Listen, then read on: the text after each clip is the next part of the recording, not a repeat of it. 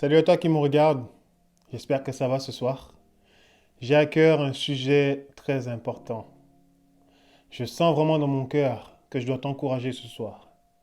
Mon message s'intitule Lève-toi et marche. Lève-toi et marche. Pourquoi lève-toi et marche? Lève-toi, ça veut dire fais l'impossible. Et marche, ça veut dire vois le miracle se réaliser.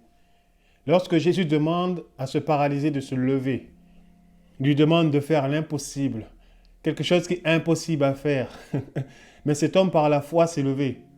Il a fait l'impossible. Et par la suite, il a pu voir le miracle agir dans sa vie. Il a marché.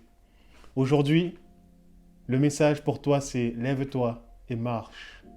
Qu'importe ce que tu vis aujourd'hui, qu'importe ce que tu traverses. Peut-être que tu en as assez de cette vie. Peut-être que tu en as assez de ton travail. Peut-être que tu en as assez de ne pas avoir assez d'argent. Peut-être que tu en as assez de ne pas être marié. Peut-être que tu en as assez d'être comme ça, de toujours dépendre des circonstances, toujours dépendre des choses autour de toi. Mais aujourd'hui, le Seigneur te dit, lève-toi et marche. Souvent, c'est facile à dire, mais c'est très difficile à faire.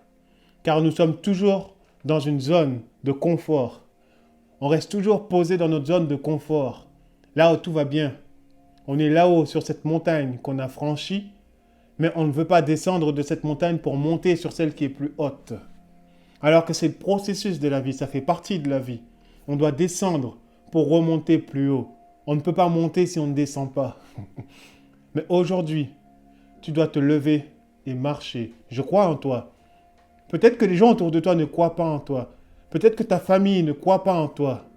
Peut-être que tes amis ne croient pas en toi. Ton professeur ne croit pas en toi. Il m'est arrivé par le passé qu'on me dise que je ne ferai rien de ma vie. Depuis enfant, les professeurs m'ont dit que j'étais un fainéant, que je serais en prison, que je serais dans la rue, que je ne ferais rien de ma vie. Mais pourtant, aujourd'hui, je suis là devant cette caméra et je t'encourage. Aujourd'hui, j'arrive à faire le tour du monde pour des missions. Aujourd'hui, je suis entrepreneur. Aujourd'hui, j'arrive à faire tout ce que je désire. Parce que j'ai appris une chose de la vie, c'est qu'il faut toujours se mettre en action.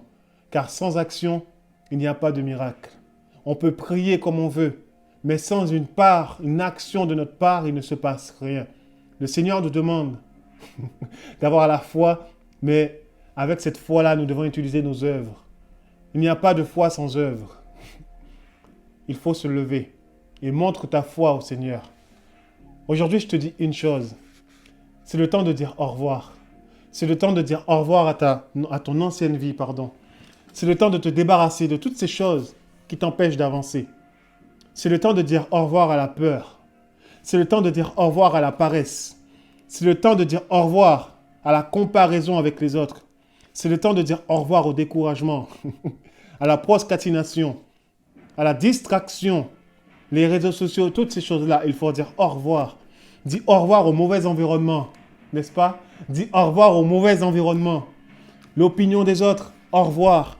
Débarrasse-toi de toutes ces choses-là qui te freinent. Débarrasse-toi de toutes ces choses-là qui t'empêchent d'avancer. Car tu regardes toujours aux autres. Tu cherches toujours à te comparer. Moi, dans la danse, à chaque fois que je me comparais aux autres, je n'arrivais nulle part. J'ai dû me focaliser sur moi-même. J'ai dû me focaliser sur mon talent, sur ce que Dieu a mis en moi pour pouvoir aller le plus loin possible, pour pouvoir me dépasser, pour pouvoir aller au-delà des difficultés. Oui, il y a un potentiel en toi que Dieu a déposé. Aujourd'hui, je t'invite à regarder en toi. Aujourd'hui, je t'invite à te débarrasser de toutes ces choses, mais à prendre ce qu'il y a de bon en toi. Car ton succès, il est déjà là. Il est en toi.